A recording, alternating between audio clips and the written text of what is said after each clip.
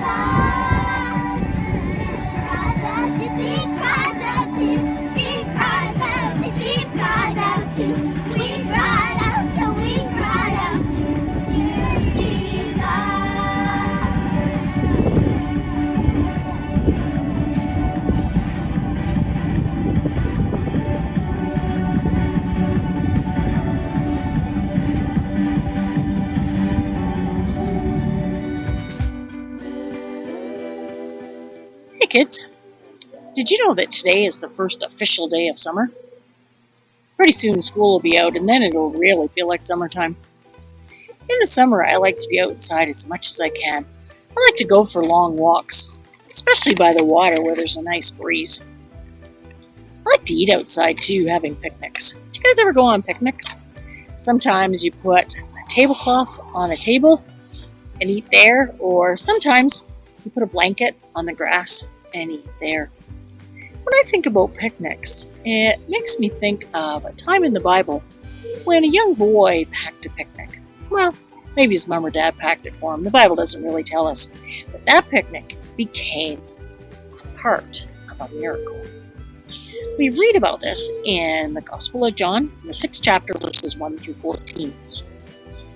Jesus had been teaching the people and healing people who were sick, and he crossed the Sea of Galilee, but a huge crowd followed him because he had been doing miracles. Jesus and his disciples sat on a mountainside, and Jesus said to Philip, one of his disciples, "Where will we buy enough bread to feed all of these people?" Now, Jesus had already decided what he was going to do, but he said this to test Philip. Philip said, "But Jesus, it would take over 8 months' wages to buy enough bread for each of these people to have just a bite. There's so many people." That's when the lunch the boy had packed became part of what happened.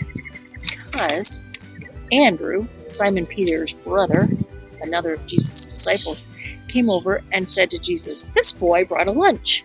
He brought 1, 2, 3, 4, 5 small barley loaves and 2 fish." But Andrew said, "That's not much food for a crowd this size."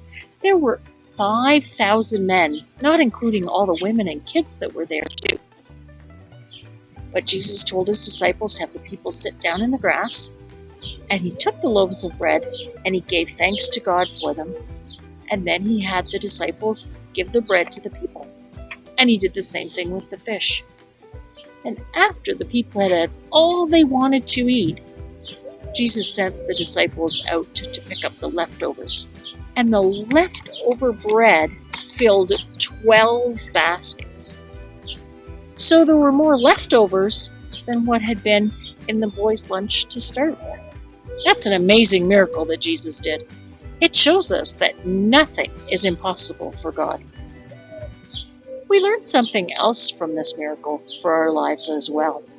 Remember a few weeks ago in church, Pastor Mike talked about the people in the early church living generously, sharing with one another everything they had.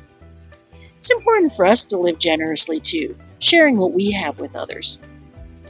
Sometimes when we think about being generous, we think it means only money. There's lots of other ways to be generous too. We can be generous with our time, maybe helping an older neighbor with some yard work or helping a friend who's having trouble in math. We can be generous with our talents. Maybe you're good at drawing and you could draw pictures to cheer up someone, like what you guys have been doing with your sidewalk chalk. Maybe we can be generous with our love and care. We can talk to somebody who's lonely, or we can send a card to someone that we don't see very often. Best of all, we can be generous in sharing the good news about Jesus. Sometimes we don't think we have anything to share. Maybe we don't have much money. Maybe we don't have extra time. Maybe we don't think we have any talents.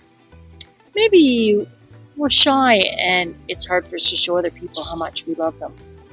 And maybe we don't think we know enough about the Bible to share the good news about Jesus. But what we learn from this miracle is that if we are willing to share what we have for Jesus, he will make it enough. Since Jesus could feed thousands of people with 5 loaves and 2 fish from a boy's lunch, think what he can do with what we're willing to share, even if it seems like it's small or unimportant. I hope all of you have a great first week of summer.